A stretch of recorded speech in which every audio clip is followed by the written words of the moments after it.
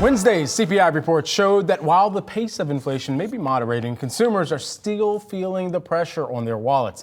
One area that this is showing up in, credit card debt, where the average debt per borrower, $6,218. There you're seeing it on screen, up 8.5% from last year, 2023, according to TransUnion.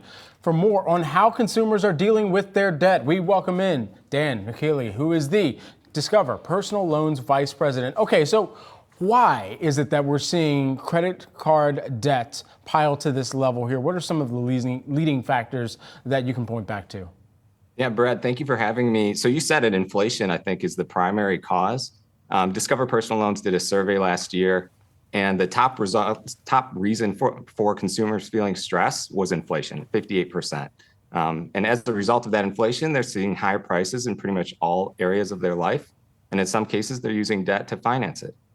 And so with that in mind, I mean, we're starting to get into the conversation now of, okay, if someone has this debt that is mounting up, where do they need to start thinking about loans in order to pay down some of that debt? And what should the evaluation be there? Your earlier guest was talking about the different rates that they might have on different types of debt. Mm-hmm. I think the same applies here. Credit card average APRs in 2023 were at 23%. That is up from 16% during a period of the pandemic. And so by comparison, a personal loan could offer them the opportunity to refinance that debt as low as 6.99% if they have outstanding credit. So there's an opportunity for substantial savings if somebody has great credit and they can roll that higher cost debt into something with a lower fixed rate payment. Is there a general rule of thumb for a percentage improvement that a person should be looking for when they are consolidating debt? I don't know that there's a specific percentage improvement. One of the great things about a personal loan is that you can check your rate without impacting your credit report. So you can explore your options. And I think options are a consumer's best friend, especially somebody who's trying to manage their debt. So I would encourage somebody who thinks they might have a savings opportunity to go out and figure out what rates they can actually earn, explore their options for payments and rates. Are there some tips as well that you've been able to kind of have in terms of the relationship between Discover Financial and its customers on how to pay down debt, but also where to stop spending maybe? Because that's part of the other equation, making sure that you're not racking it up on a continual basis. Yeah, that's right. Everybody needs a budgeting strategy. The 50-30-20 rule, 50% towards needs, 30% towards wants, 20% towards savings is a very popular strategy. Also trying to increase incomes.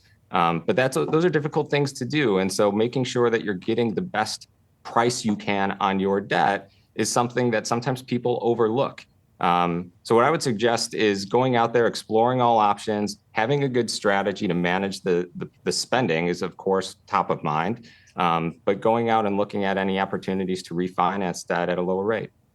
Our producers probably hear me ask this all the time, and they're about ready to throw a stapler at the control room monitor when I say this, but we've seen the way that the consumer is described change so frequently and recently over the past year, from the consumer is resilient, then to the consumer is healthy, now to what we're hearing from some of the retail CFOs and C-suite saying that the consumer is relatively stable here.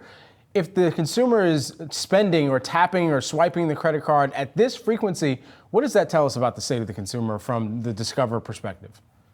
I think we saw earlier, as you mentioned, the Bureau of Labor Statistics Consumer Price Index is better than it was in prior months. But that's of little relief to consumers. So they're still seeing the effects of higher prices. That's what it tells us about the state of the consumer. Typically, they would prefer to avoid debt. I don't think that people are in a situation where they're managing debt should be ashamed of it. They need to be able to have that conversation open and honestly and try to get themselves out of it. There are some positives here. We know that 80% of customers who take a personal loan to consolidate debt report that they feel less stressed about their financial situation. So there are ways to manage their debt better and meet their overall financial goals.